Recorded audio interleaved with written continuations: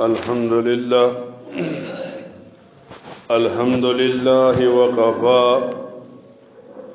وسلام على عباده الذين اصطفى خصوصا على سيد الرسل وخاتم الأنبياء أما بعد وأعوذ بالله من الشيطان الرجيم بسم الله الرحمن الرحيم قال الله تبارك وتعالى في الكلامه المجيد والفرقانه الحميد فإن آمنوا بمثل ما آمنتم به فقد اهتدوا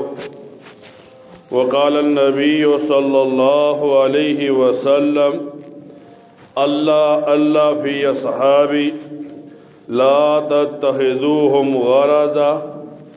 صدق الله مولانا العظيم إن الله وملائكته يصلون على النبي يا أيها الذين آمنوا صلوا عليه وسلموا تسليما اللهم صل على محمد وعلى آل محمد كما صليت على إبراهيم وعلى آل إبراهيم إنك حميد مجيد اللهم بارك على محمد وعلى آل محمد كما باركت على إبراهيم وعلى آل إبراهيم إنك حميد مجيد قرآن کریم کی ایک آیت مبارکہ تلاوت کی۔ اللہ رب العزت ارشاد فرماتے ہیں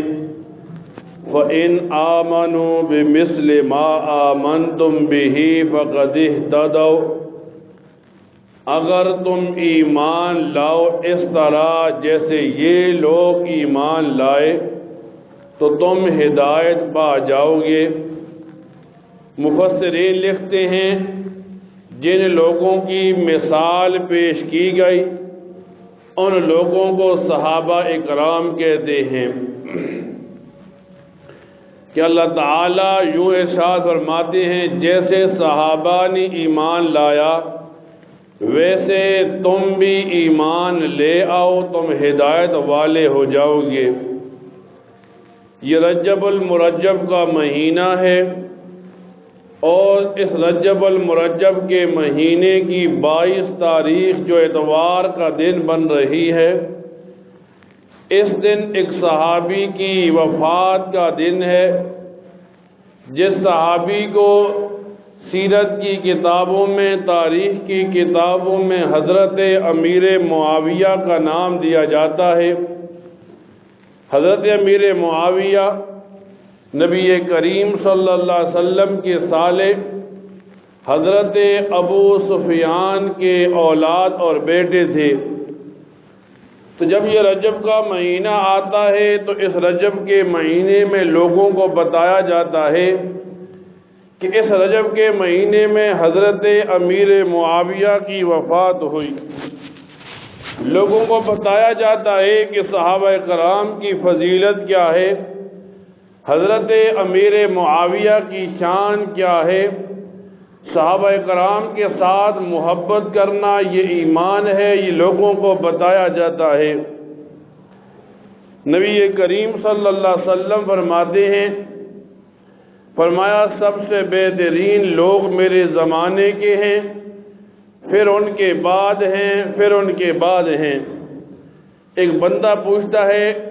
صحابی کسے کہتے ہیں تو اسے بتایا جاتا ہے اس مسلمان انسان کو صحابی کہتے ہیں جس نے ایمان کی حالت میں نبی کریم صلی اللہ علیہ وسلم کی صحبت پائی ہو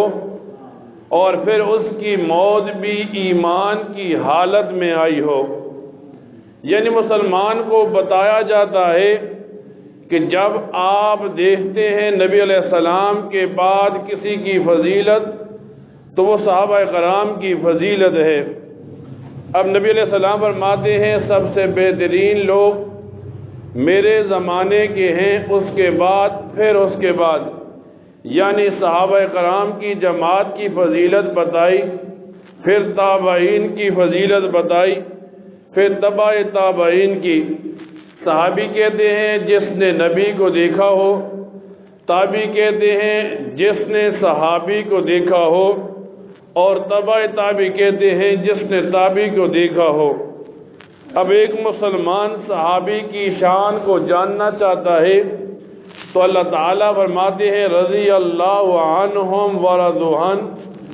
اللہ ان سے راضی ہو گیا اور وہ اللہ تعالیٰ سے راضی ہو گئے۔ نبی کریم صلی اللہ علیہ وسلم کی حدیث ہے، نبی کریم صلی اللہ علیہ وسلم نے فرمایا جس مسلمان نے مجھے ایمان کی حالت میں دیکھ لیا اس مسلمان کو آگ نہیں چھوئے گی۔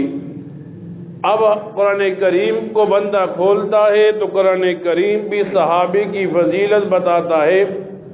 نبی کریم صلی اللہ علیہ وسلم کی احادیث پڑھتا ہے تو نبی کریم صلی اللہ علیہ وسلم کی احادیث بھی صحابی کی فضیلت بتاتی ہیں۔ نبی کریم صلی اللہ علیہ وسلم فرماتے ہیں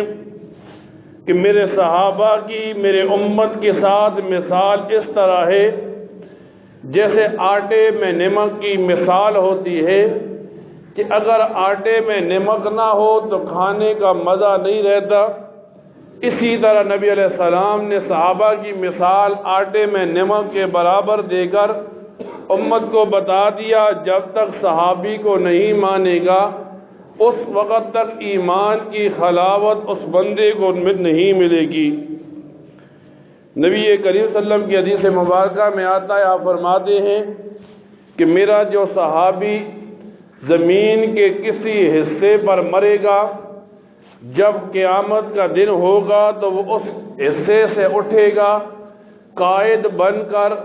نور لے کر، یعنی تمام لوگوں کی قیادت بھی کر رہا ہوگا اور نور اس کے چہرے سے ٹپک رہا ہوگا۔ یہاں تک کہ نبی کریم صلی اللہ علیہ وسلم فرماتے ہیں کہ اصحابی کالنجوم فبأی مقتدیتم اہتدیتم، فرمایا جو بھی میرے کسی ایک صحابی کی بھی پیروی کرے گا وہ ہدایت پا جائے گا۔ اب جب بندہ صحابہ کرام کو مانتا ہے،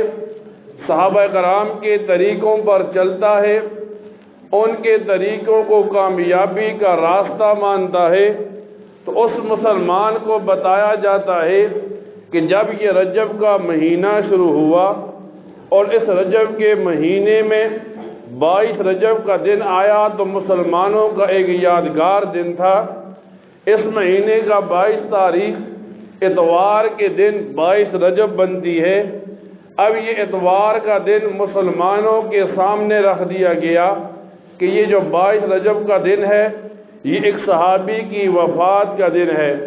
اور صحابی بھی عام نہیں بلکہ ایک خاص صحابی کی وفات کا دن ہے۔ نبی کریم صلی اللہ علیہ وسلم کے سالے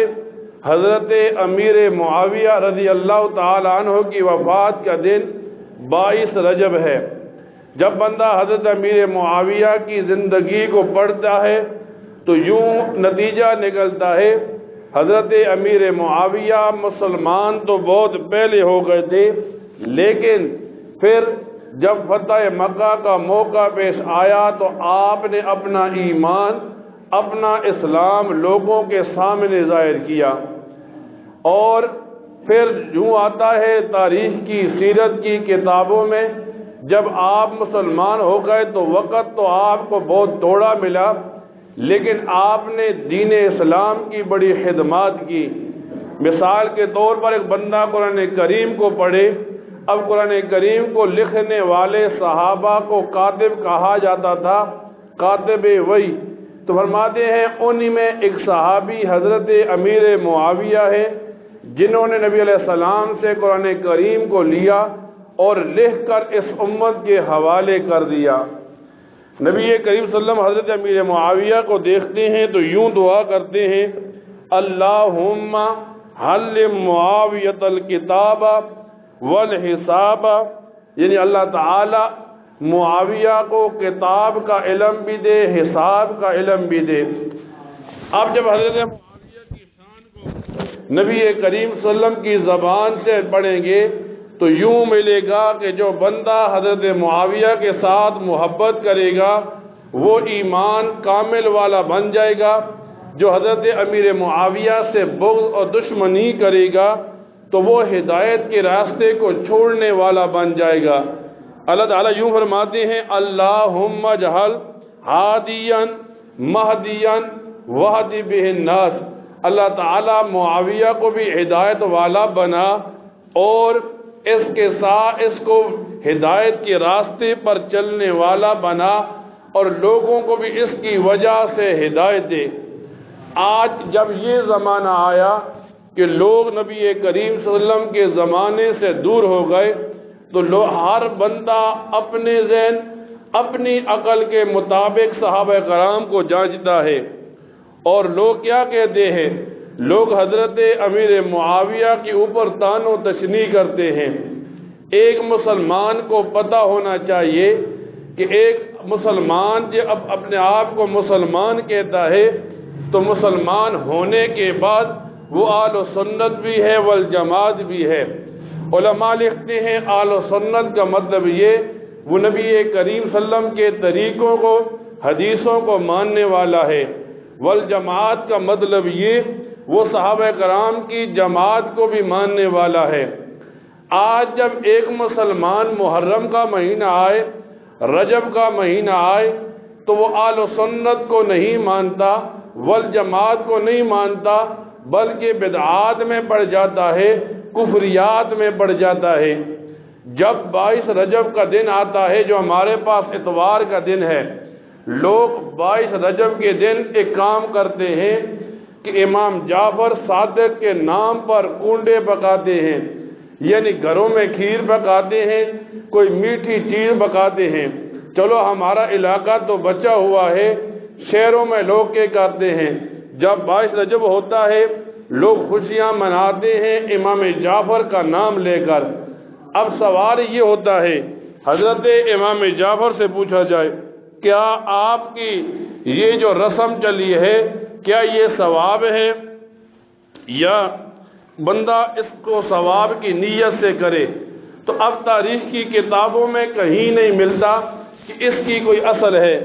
اصل میں معاملہ یہ ہوا اس امت کو یوں نقصان پہنچا، دو طبقے ایسے تھے جو صحابہ کرام سے بغض رکھتے تھے، ایک طبقے نے بغض کو ظاہر کر دیا، ایک طبقے نے دشمنی کو ظاہر کر دیا، اور ایک طبقے نے اپنا جو دشمنی اور بغض تھا وہ کتابوں میں رکھ دیا۔ مثال کے طور پر جب 22 رجب کا دن آتا ہے ایک طبقہ آل روافض کا ہے جسے ہم شیعہ کہتے ہیں۔ اب ایک بندہ کہے میں شیعہ بھی ہوں میں مسلمان بھی ہوں تو مسلمان کو اتنا پتہ ہونا چاہیے اپنے آپ کو شیعہ کہنے والا مسلمان نہیں ہوتا۔ کیوں؟ فرمایا وہ صحابہ کرام پر لعن طعن کرنا ثواب سمجھتا ہے، اور نبی کریم صلی اللہ علیہ وسلم فرماتے ہیں جس نے کسی صحابی کو برا کہا، جس نے کسی صحابی کے ساتھ بغض کیا، اس پر اللہ تعالیٰ کی لعنت ہے، اس پر فرشتوں کی لعنت ہے، اس پر ساری مخلوقات کی لعنت ہے۔ آج ہم ایک شیعہ کو دیکھتے ہیں پھر سمجھتے ہیں یہ مسلمان ہے، پھر اس کے ساتھ تعلقات مسلمانوں والے کرتے ہیں، پھر ہم اسے اچھائی سمجھتے ہیں۔ اب ایک آدمی کو بتایا جائے یہ کافر ہے تو کہتے ہیں نبی علیہ السلام کا بھی معمول تھا کفار کے ساتھ دنیا کے اندر معاملات کرنا۔ تو اب اسے پتہ ہونا چاہیے کافر دو طرح کے ہوتے ہیں، ایک وہ کافر ہیں جو اپنے آپ کو یہودی کہتے ہیں، اپنے آپ کو نصرانی کہتے ہیں، اپنے آپ کو عیسائی کہتے ہیں۔ اب یہ اور کافر ہیں، لیکن دنیا میں جو کافر اپنے آپ کو مسلمان کہے، جیسے شیعہ کہتے ہیں، قادیانی کہتے ہیں ہم مسلمان ہیں، ایسے لوگوں سے، مرتد لوگوں سے بچنا چاہیے۔ آج ہم خوشی کے ساتھ ان لوگوں کے ساتھ معاملات کرتے ہیں۔ دوسرا طبقہ وہ ہے جو ایک شخصیت کو مانتا ہے، اس شخصیت کو ابو الاعلیٰ مودودی کہتے ہیں۔ اب لوگ سمجھتے ہیں ابو الاعلیٰ مودودی ایک عالم ہے، ابو الاعلیٰ مودودی لوگوں کو ہدایت کا راستہ بتاتا ہے، حالانکہ دین کو بگاڑنے والا صحابہ کرام کا سب سے بڑا دشمن شیعہ کے بعد ابو الاعلیٰ مودودی ہے۔ آج لوگوں کو بتایا جائے مودودی کے افکار، مودودی کے نظریات بتائے جائیں تو لوگ سمجھتے ہیں کہ یہ تو مسلمان بھی نہیں آتا، لیکن لوگ کیا کرتے ہیں، کہتے ہیں اس نے قرآن کریم کی تفسیر لکھی، اس نے حدیث کی خدمت کی، اس نے کتابیں لکھ لکھ کر دین کی طرف لوگوں کو دعوت دی، تو لوگوں کو بتایا جائے آج بھی قادیانی جو نبی علیہ السلام کی ختم نبوت کے منکر ہیں، وہ قرآن کریم کی تفسیر ہر زبان میں لکھتے ہیں، حدیث کا ترجمہ ہر زبان میں کرتے ہیں۔ اب ایک آدمی کہتا ہے میں شیعہ کو تو کافر سمجھتا ہوں، میں رافضی تو کافر کہتا ہوں، لیکن میں مودودی کو برا نہیں سمجھتا۔ اصل میں جہاں مودودی صاحب کا ایک ماننے والا بھی گزر جاتا ہے، اس کی نحوست 100 سال تک اس مقام پر رہتی ہے۔ اور ابو العلا مودودی کیا لکھتا ہے، وہ حضرت امیر معاویہ پر لعن طعن کرتا ہے ان کے بیٹے یزید کی وجہ سے، اور پھر یہاں تک کہ حضرت امیر معاویہ کو مسلمان ہونے سے نکال دیتا ہے۔ اب ایک طرف مودودی کا قول ہے، ایک طرف نبی علیہ السلام کی حدیث ہے کہ نبی علیہ السلام فرماتے ہیں اللہ تعالیٰ معاویہ کو ہدایت دے، اس کو ہدایت کے راستے پر چلا اور لوگوں کو اس کی وجہ سے ہدایت ملے۔ نبی علیہ السلام فرماتے ہیں میرے صحابہ ستاروں کی مانند ہے، جس ایک کے پیچھے چلو گے ہدایت پاؤ گے۔ اب ایک بندہ حضرت امیر معاویہ کو صحابیت سے نکالے، ایک بندہ امیر معاویہ کو مسلمان ہی نہ سمجھے، ایسے آدمی کو مسلمان سمجھنا، ایسے آدمی کو انسان سمجھنا، یہ ایک عاشق رسول کے لیے جائز نہیں۔ اگرچہ لوگوں نے ابو العلا مودودی اور اس کے ماننے والوں کو کافر نہیں کہا، لیکن انہوں نے دین اسلام کو بگاڑ کر لوگوں کے سامنے رکھ دیا۔ اب جب ہمارے پاس 22 رجب کا دن آئے، اتوار کا دن بن رہا ہے، آپ دیکھیں ایک آدمی کوئی میٹھی چیز بناتا ہے، ایک آدمی کوئی میٹھی چیز تقسیم کرتا ہے، آپ سمجھ لیں یہ رجب کے کنڈے پکا رہا ہے، جو ایک بدعت ہے، جو ایک گناہ ہے، اور یہ چھپ کر اسلام پر وار کر رہا ہے، چھپ کر صحابہ کرام کا دشمن بیٹھا ہوا ہے۔ تو ایک مسلمان کو اتنا تو پتہ ہونا چاہیے، جب بھی ہمارا عقیدہ شروع ہوتا ہے نبی علیہ السلام کے واسطے سے، صحابہ کرام کے واسطے سے ہمیں یہ دین ملتا ہے۔ اب جو آدمی بھی کہیں پر بھی صحابہ کرام پر طعن و تشنیع کرتا ہے، وہ اسلام سے بھی دور ہو جاتا ہے، قرآن سے بھی دور ہو جاتا ہے۔ اللہ تعالیٰ سے دعا کیا کرے اللہ تعالیٰ ان باتوں پر عمل کرنے کی توفیق عطا فرمائے۔ وآخر دعوانا ان الحمد للہ رب العالمین۔